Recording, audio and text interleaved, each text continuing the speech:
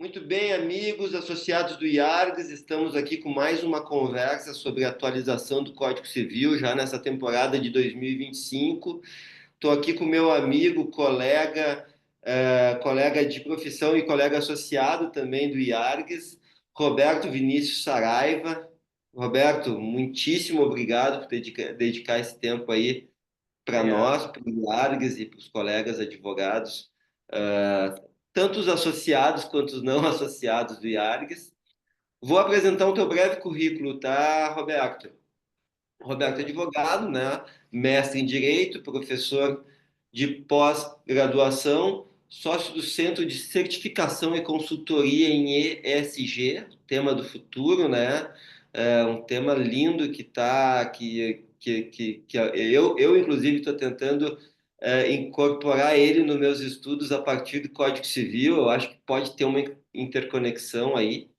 Vice-presidente do Instituto dos Advogados do Mercosul, mestre pela Universidade de Bolonha, né, pós-graduado também, especialista em gestão de projetos de investimento em saúde pela Escola de Saúde Pública e membro da Comissão Especial do Pacto Global do Conselho Federal da OAB, vice-presidente da Comissão de Relações Internacionais da OAB-RS.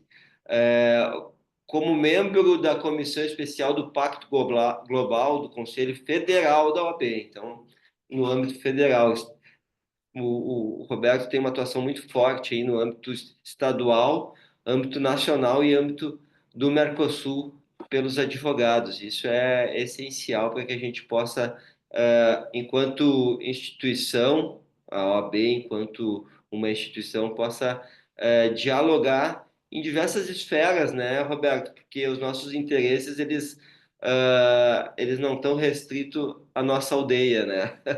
Exatamente. Cada vez mais nós vivemos numa realidade globalizada e interconectada. As nossas responsabilidades também já não se limitam mais pelo espaço e pelo tempo da mesma forma que anteriormente. Perfeito.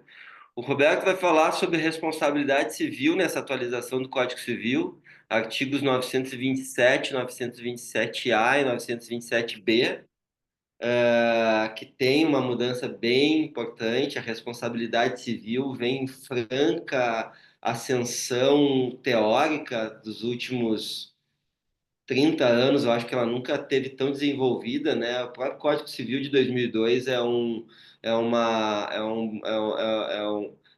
eu acho que inaugura no Brasil uma nova responsabilidade civil, né? E Exatamente. depois disso, com essa sociedade digital que a gente está entrando, né? Uma nova dimensão mais forte ainda fica evidente.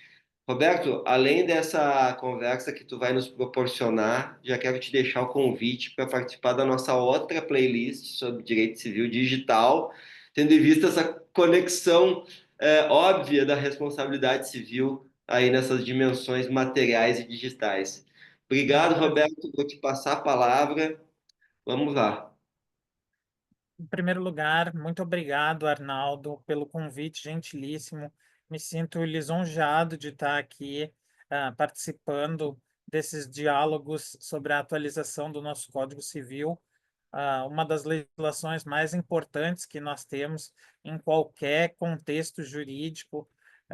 Para mim, é uma grande honra e especialmente estar fazendo esse trabalho vinculado ao nosso Instituto dos Advogados do Rio Grande do Sul, liderado pela nossa presidente Sulamita Cabral.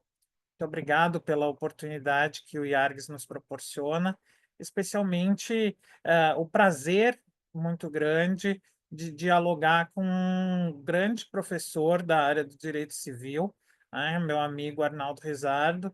É, para mim, um dos maiores prazeres da vida é conversar com pessoas inteligentes. A gente conecta, vira uma série de conceitos e vai criando coisas interessantes na nossa cabeça, mudando a nossa própria interpretação da realidade em que nós estamos imbuídos.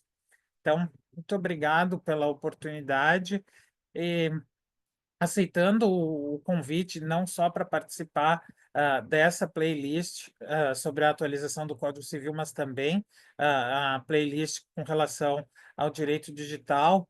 eu selecionei hoje para conversar um pouquinho com os nossos colegas advogados, especialmente os associados do IARGS, sobre a questão da responsabilidade civil.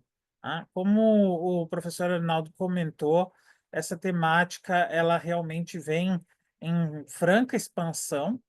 Um código de 2002 já foi um marco na expansão dessa temática, mas especialmente agora nos últimos anos, inspirados novamente por novos diplomas legais internacionais, como a Diretiva Europeia de Devida Diligência, a questão de responsabilidade civil vem incorporando novos conceitos, sublinhando alguns aspectos que já estavam presentes, mas que não eram tratados com o mesmo refinamento ou com o mesmo grau de detalhamento. Então, na verdade, a minha análise sobre esses três artigos selecionados,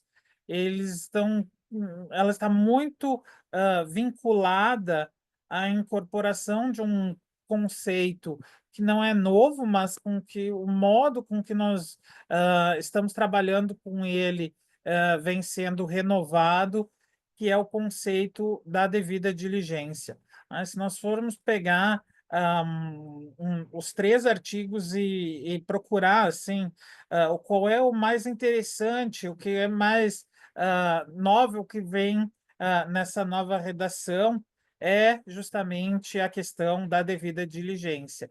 E aí a gente, analisando esse conceito da devida diligência, puxa três outros conceitos que são cada vez mais relevantes não só nas relações corporativas, mas também nas relações entre as pessoas naturais, né? Que são os conceitos da negligência, que já é um conceito bastante trabalhado no âmbito do direito civil, a questão da gestão de riscos, que despontou nos últimos anos na advocacia e na própria administração de empresas como um campo extremamente fértil.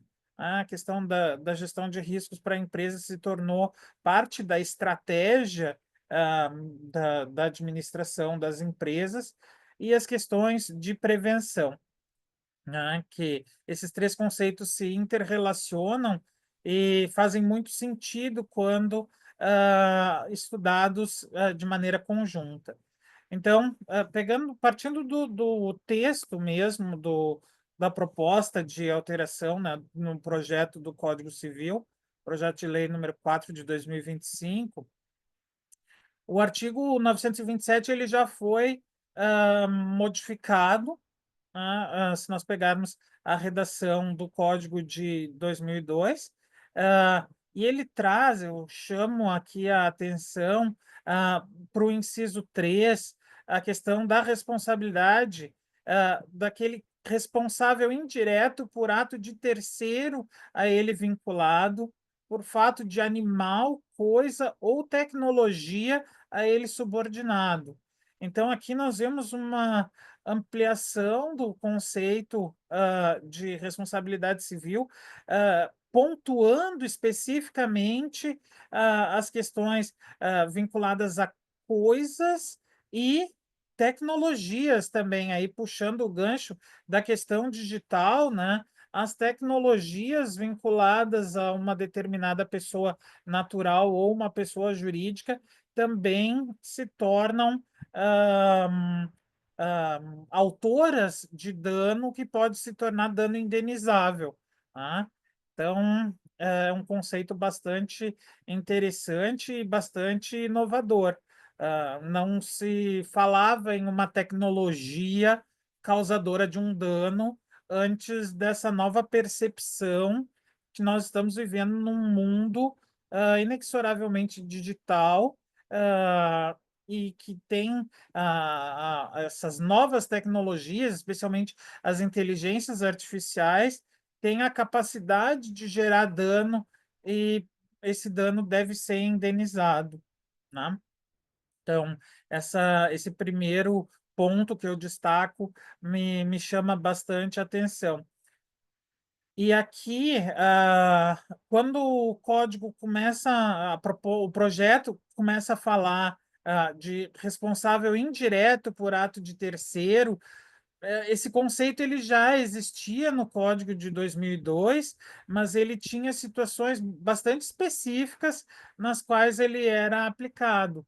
Aqui foi ampliado para uma gama maior de sujeitos que podem ser, então, ah, responsabilizados, podem ser autores, causadores desse dano.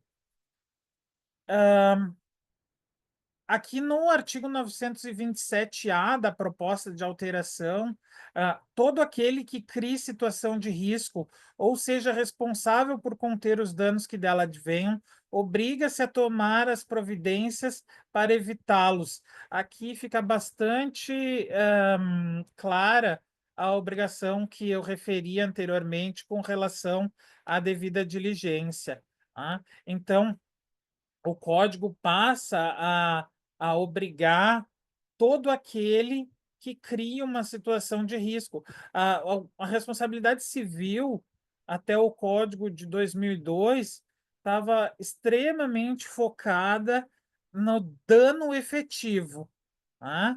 E aqui nós já temos uma mudança sutil, mas bastante significativa, porque aqui nós não estamos falando só de um dano efetivo, mas também como a possibilidade de causar um risco. Então, isso traz associado um dever de mitigar esses riscos ou fazer cessar. Isso dialoga muito com a diretiva europeia de devida diligência em direitos humanos e sustentabilidade, que também trouxe, especialmente para as relações corporativas, essa questão da responsabilização por dano de terceiro ao longo de toda a cadeia de valor, e toca também nessa questão da prevenção dos riscos e da gestão de riscos, ou seja, traz associado a necessidade de identificar os riscos de antemão, ou se houver uma falha nessa identificação, mesmo assim, e o dano venha a ocorrer, mitigá-los quando não for possível fazer cessá-los completamente, e indenizar aquelas pessoas que sofreram o dano. Então, esse conceito da devida diligência, ele traz não só a necessidade, então, de identificar, mas também prevenir a ocorrência de um dano antes dele acontecer, né? Isso é extremamente interessante de ser destacado como uma modificação bastante significativa para o sistema brasileiro no que diz respeito à responsabilidade civil. O parágrafo 1º do artigo 927-A também fala: toda pessoa tem o dever de adotar de boa-fé e de acordo com as circunstâncias, medidas ao seu alcance para evitar a ocorrência de danos previsíveis que lhe seriam imputáveis, mitigar a sua extensão e não agravar o dano caso esse já tenha ocorrido. Ou seja, aqui é basicamente o conceito de devida diligência, tá? Vem expresso aqui no artigo 927-A, parágrafo 1º. É interessante que o projeto de lei do Código Civil Brasileiro traz esse conceito associado não só a pessoas jurídicas, mas também a pessoas físicas, a pessoas naturais. É bastante interessante essa distinção, porque na diretiva europeia nós temos essa questão da devida diligência, mas vinculada ao contexto corporativo, e, então, limitadas às questões contratuais das empresas. E aqui, no nosso projeto, nós temos uma série de conceitos que são adotados, que são correlatos aos conceitos adotados na diretiva europeia, mas é ampliado, não fica restrito às relações corporativas. Ademais, no âmbito da diretiva europeia, isso se limita a danos ao meio ambiente ou a violações de direitos humanos ou questões de sustentabilidade. E aqui, no projeto do Código Brasileiro, nós temos um texto bastante amplo que abrange toda uma gama enorme de possibilidades, e o dever de, então, devida diligência para todas as pessoas, sejam elas naturais ou pessoas jurídicas. Tá? É bastante interessante ressaltar essa diferenciação. Os outros conceitos que tem aqui no artigo 927-A, com relação ao estado de necessidade, ele já estava presente no código anterior, então não tem uma inovação que seja completamente disruptiva, né? Então, o outro ponto que eu gostaria de destacar é no artigo 927-B, nós vemos a seguinte proposta de redação: haverá a obrigação de reparar o dano independente de culpa nos casos especificados em lei ou quando a atividade desenvolvida pelo autor do dano implicar, por sua natureza, risco para os direitos de outrem. Aqui nós temos um texto um pouquinho melhor do que aquele previsto no Código de 2002. Na verdade, esse artigo ele é introduzido como um artigo novo, mas ele se aproxima um pouco da redação do que era o artigo 933, se eu não me engano, que o código revoga, o projeto de código revoga. Exatamente, é o 933. E aí, ahm, esse artigo 927-B, então, preenche essa lacuna com um pouquinho mais de técnica e um pouquinho mais de detalhamento. Tá? Diz o parágrafo primeiro.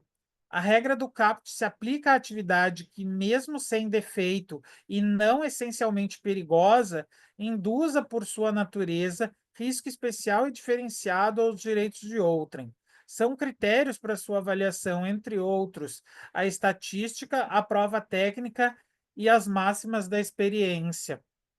Então, aqui fica bastante claro e bastante delimitada a obrigação da gestão de risco, que é o conceito que eu trouxe anteriormente. As empresas, então, e as próprias pessoas físicas ou condomínios, qualquer pessoa física ou jurídica, teria a necessidade de, a partir do momento das suas ações ou relações, ter a obrigação, então, de prever quais os riscos que ela estaria causando e adotar as medidas necessárias para diminuir esses riscos ou evitar os danos que possam advir dessa sua atividade. Esse aqui, é claro, pela redação do código, que aqui, apesar de não estar especificado, ele se direciona mais à pessoa jurídica, especialmente à pessoa jurídica empresarial, tá? Porque nós estamos falando de atividades desenvolvidas pelo autor do dano, então esse trecho puxa mais para a questão empresarial do que para a questão das relações de uma pessoa física. Mas é interessante que, apesar da redação do artigo ser mencionar, então, essa questão das atividades, ele não chegou ao ponto de excluir a aplicação para relações em que não esteja envolvida uma pessoa jurídica. Tá? Ah, então, eu acho que os conceitos que a gente tem que pensar a partir de agora, com relação à responsabilidade civil, que estão presentes não só nesses 3 artigos que eu destaquei, mas em praticamente todos os outros que falam da questão da responsabilidade civil no projeto do novo código, trazem com bastante força a questão da devida diligência, que no direito contratual nós estamos muito habituados a lidar, né? Quando nós pensamos num negócio jurídico, na compra e venda de um imóvel ou nas relações comerciais, nós estamos avaliando quais os riscos que o nosso cliente está exposto ao realizar aquele negócio jurídico, nós temos então nós nos valemos das técnicas de avaliação de risco voltada à devida diligência. Mas agora o código traz essa nova dimensão para a responsabilidade civil, ampliando aí a sua incidência. Não só mais limitado a esse tipo de negócios jurídicos específicos ou relações contratuais, mas relações em geral. Por exemplo, agora nós podemos pensar numa situação de um acidente de trânsito causado por um proprietário de um veículo que negligenciou a sua manutenção.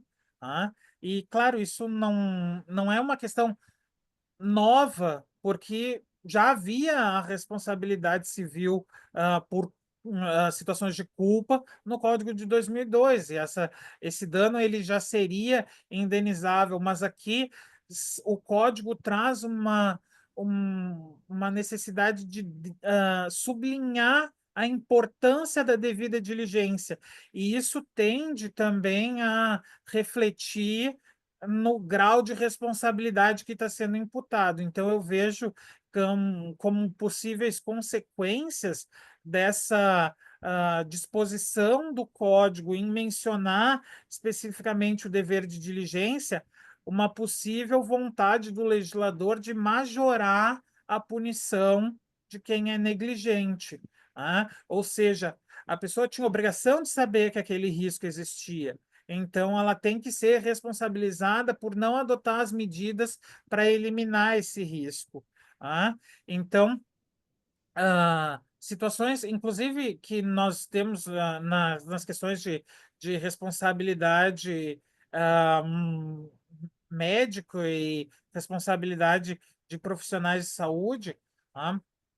Eu já trabalhei num caso, num hospital importante aqui da região metropolitana de Porto Alegre, em que haviam morcegos no centro obstétrico. Uma paciente foi internada, passou 4 noites internada num quarto junto com um morcego, e a responsabilização do hospital ocorreu, mas nós temos visto uma tendência do nosso poder judiciário de cada vez mais adotar teses do mero dissabor ou adotar posicionamentos e decisões em que o valor das indenizações fica realmente muito baixo, quando efetivamente não há um dano totalmente delimitado, e aqui nós vemos o código trazendo, então, a necessidade de responsabilização e o intuito, claro, de punir com maior severidade essas situações de negligência. Então, da mesma forma que um proprietário de um veículo negligente, um hospital que não realiza manutenção nas suas instalações e permite a entrada a entrada e a habitação de um animal que nem um morcego, coloca em risco a vida dos pacientes que estão ali internados, deve ser responsabilizado com maior severidade. Então, o código já traz essa questão da devida diligência com o intuito de majorar. E eu acho que para quem é diligente, para a empresa diligente ou para a pessoa diligente, que conseguir demonstrar essa sua diligência, também tem o condão de tornar mais branda a punição. Porque se eu conseguir demonstrar para o julgador que eu tomei as medidas, foi uma coisa realmente imprevisível, uma coisa que não. A, a, a estatística, a probabilidade daquilo acontecer era quase ínfima, foi um acidente mesmo. Tá? Então, nessas situações em que eu fui diligente e mesmo assim o dano ocorreu, a tendência é de vermos decisões mais brandas, né. Então eu vejo uma mudança bastante significativa aí com relação aos desfechos, das ações com relação à responsabilidade civil, né. Punições mais severas para quem, for negligente e gerar um dano, evitar as questões de gestão de risco e de, mitigar os danos que foram causados, ou punições mais brandas para as pessoas que demonstrarem que adotaram as medidas, que tinham ali um plano um mapeamento de riscos que poderiam ocorrer decorrentes das suas operações, que tinham adotado as medidas dentro de um cronograma hábil para mitigar ou eliminar esses riscos, e no caso de ocorrer, foi realmente uma fatalidade ou um acidente. Então, nós vemos aí esse conceito como a grande inovação nas questões de responsabilidade civil. Eu acho que era essa a contribuição que eu gostaria de destacar para os nossos colegas. Eu fico à disposição, doutor Arnaldo, se ele quiser contribuir de alguma maneira. Quero sim, quero sim. Deixa eu te perguntar, Roberto, o que se tem falado muito dessa atualização do Código Civil é que ela segue uma tendência de adotar o que se tem como entendimento jurisprudencial aqui no Brasil pacificado, assim, né? Então é uma atualização da lei com base no que a jurisprudência está aplicando, o que é diferente do Código de 2002, né? São objetivos diferentes, né? Mas quanto a essa responsabilidade civil, eu vejo que há uma aproximação muito grande da legislação internacional também, principalmente dos tratados e convenções, enfim, né? Não sei se tu também acha isso, pode ser que sim. Eu E acho que sim, eu acho que talvez isso tenha uma certa influência, das responsabilizações que não só o Brasil, mas outros países têm sofrido perante a cortes internacionais, especialmente cortes, quando são violações de direitos humanos. E aí, quando nós falamos da proteção insuficiente de direitos humanos, nós temos a possibilidade de responsabilização dos estados por não protegerem aqueles direitos humanos com os quais eles se comprometeram junto à comunidade internacional proteger, né? E isso fragiliza muito, não só o poderio internacional, do Estado-nação frente à comunidade internacional, né? Coloca ele numa posição de fragilidade, mas é quase uma vergonha quando a gente recebe uma sentença condenatória dessas cortes internacionais, tá? E isso nos enfraquece diplomaticamente, e eu acho por isso a tentativa de aproximar as reflexões com relação à responsabilização, com, com mais rigor, tá? Nós vimos um caso ano retrasado, eu acho que foi, em São Paulo, de uma pessoa que foi se alimentar num restaurante, e foi servido um prato com cacos de vidro. E a indenização dessa pessoa foi de R$ 2.000, ou seja, uma uma situação esdrúxula. A vida da pessoa foi colocada em risco, e o que o Estado brasileiro diz é que aquela vida vale no máximo R$ 2.000. Ainda mais assim, não comeu, não morreu. Se tivesse comido e morrido, aí talvez a indenização chegasse ali a seus 15.000, 20.000. Mas assim, por isso eu digo, a questão de devida diligência, né, a vontade do legislador de tornar mais rigorosa essa questão da devida diligência e da prevenção do dano, ela tende a repercutir também nos julgamentos, né? Nós temos que ver se a lei vai ser interpretada corretamente e se os nossos magistrados vão ter essa sensibilidade de verificar que a introdução desse conceito traz justamente essa censura a essas sanções que são muito brandas aplicadas pelas nossas cortes, tá? E que eventualmente podem repercutir internacionalmente quando o Brasil é responsabilizado perante uma corte internacional, tá? Então, por isso a tentativa de se aproximar à jurisprudência e às normas com relação à responsabilidade civil internacional. Uma outra questão, doutor Roberto, nesse dever de diligência, sabe? Eu acho que tanto na parte contratual da atualização, quanto nessa parte da responsabilidade civil, há um paralelo que possa ser feito, né? No direito contratual, né, lá na boa-fé do artigo 422 do Código Civil, antes da boa-fé tem a terminologia probidade, né? E ainda acho que essa probidade ela é praticamente inexplorada em termos de literatura e jurisprudência, né? Probidade como uma dimensão diferente da boa-fé, que também deriva dos mesmos sentidos da boa-fé, mas a boa-fé como um princípio a que obriga a todos os contratantes e a probidade como um princípio de determinados contratantes que possuem relações especiais de coordenação e controle da atividade contratual. Muitos contratos são controlados por uma parte, né, contrato de franquia, representação comercial, e aí a probidade ganha uma dimensão diferente. E isso nunca foi entendido, né? Tanto que nessa atualização do Código Civil, o legislador quer tipificar o princípio da confiança, né?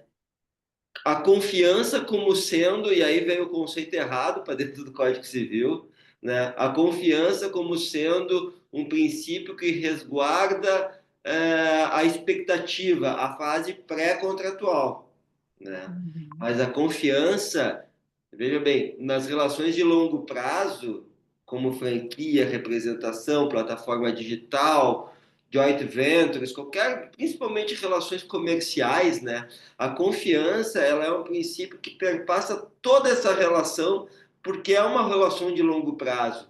Então, nessas relações de longo prazo, sempre aquele contratante comercial que está na dependência do outro contratante comercial controlador, ele está na confiança dele.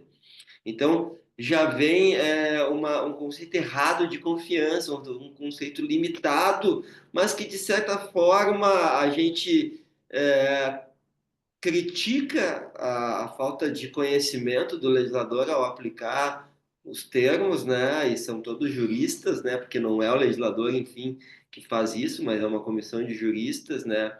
Mas criticamos com muita veemência e coragem, né? Mas me parece que aí é que, apesar da crítica, a gente também faz a gente reconhece a boa intenção do legislador, né? Porque realmente existe uma esfera jurídica pré-contratual, mas o que me parece que aí há uma responsa na esfera contratual há um alargamento da dimensão da responsabilidade contratual, e me parece que isso também está acontecendo na responsabilidade aquiliana, a qual se aplica o 927 também, nessa questão da diligência, né? Ela é um aumento da dimensão da responsabilidade civil para atos que, em princípio, não eram responsabilizados, né? Era uma dimensão, um tempo da ação que estava fora da incidência do direito, não fora da incidência do fenômeno, fora da incidência do direito, né? E Sim. parece que agora o legislador ele meio que põe ambos na mesma dimensão, né? O fenômeno como todo ele sendo emanador de responsabilidade civil, né? Então nisso também há uma, apesar das críticas, a gente vê que há uma tentativa de uma correção, né? Uhum. Nessa atividade legislativa que é a atualização do Código Civil, né? Não sei se te parece que essas dimensões de responsabilidade, tanto contratual quanto acriana, há uma tentativa de ampliação da sua dimensão, né? E se tu tem algo a comentar sobre isso. Eu acho que absolutamente. Né? Quando nós analisamos o texto do Código de 2002, e eu até comentei isso brevemente, ele era extremamente centrado no dano. Né? Nós tínhamos o dano como um aspecto principal da responsabilidade civil. E agora, a partir da introdução desse conceito da devida diligência, nós estamos vendo questões anteriores ao dano. Né? Como é que se chegou naquele dano? Eu vou ser responsabilizado por não prever que havia um dano, eu vou ser responsabilizado por não mitigar as, as circunstâncias que poderiam gerar dano, né? E eu vou ser responsabilizado pelas medidas que eu adoto ou deixo de adotar a partir dessa identificação e da produção do dano. Então, eu acho que essa mudança para incluir uma relação anterior ao dano em si, ao fato danoso em si, ela vai nessa mesma linha da questão contratual, tá? A Que confiança. exatamente da confiança e Nós temos que confiar que estão sendo diligentes, né, doutor? exatamente. Inclusive, quando nós analisamos a diretiva europeia de devida diligência em direitos humanos e sustentabilidade, ah, as consequências por não ser diligente, elas são extremamente gravosas.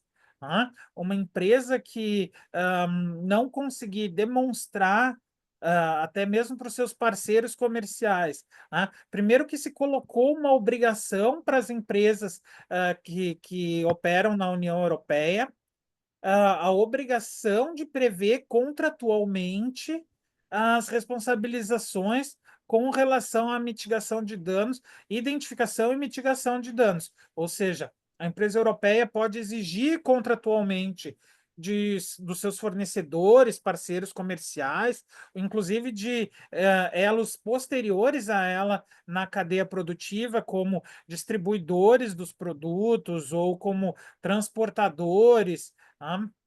Pode exigir contratualmente que seja feito um mapeamento dos riscos que as suas operações podem causar, tanto para o meio ambiente quanto para os direitos humanos, e, no caso de ocorrência de um dano e a empresa não conseguir demonstrar que foi suficientemente diligente, ela pode ser punida com a suspensão, que pode ser temporária do contrato entre as empresas que fazem parte dessa cadeia produtiva, ou até mesmo a interrupção definitiva.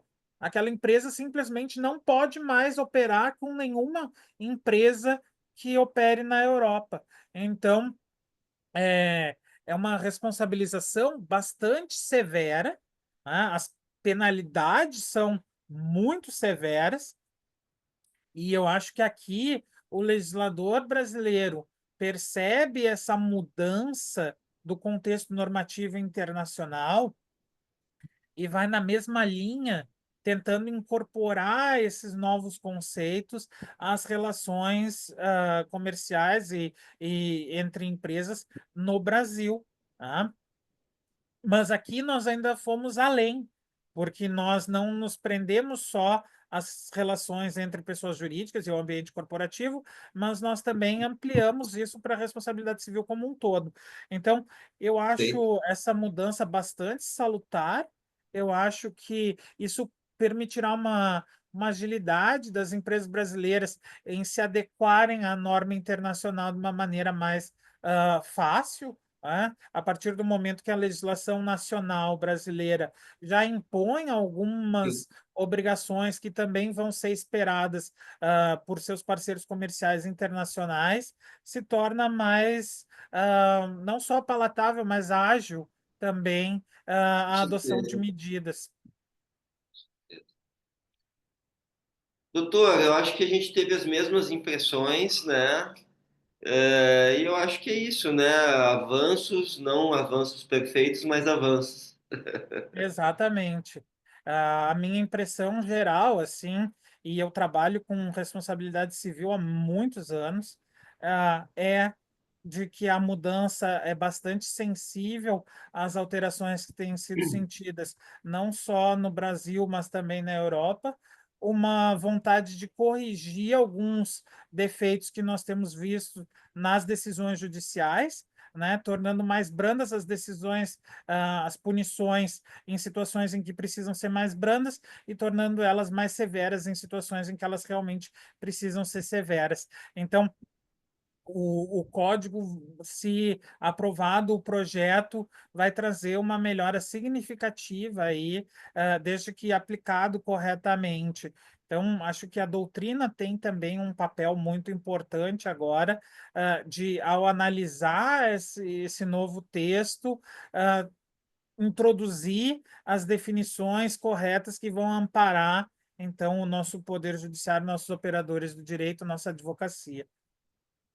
Perfeito, doutor Roberto. Quero te agradecer, em nome então do Departamento de Direito Civil do IARGS, quero te agradecer em nome da nossa presidente, a queridíssima doutora Sulamita Cabral. Esperamos contar com o senhor para mais uma conversa aqui na atualização do Código Civil e também na playlist sobre Direito Civil Digital, meu caro. Muitíssimo obrigado. Eu é que agradeço, a honra foi minha, como eu disse no início. Muito obrigado pelo gentil convite, pela oportunidade e disposição.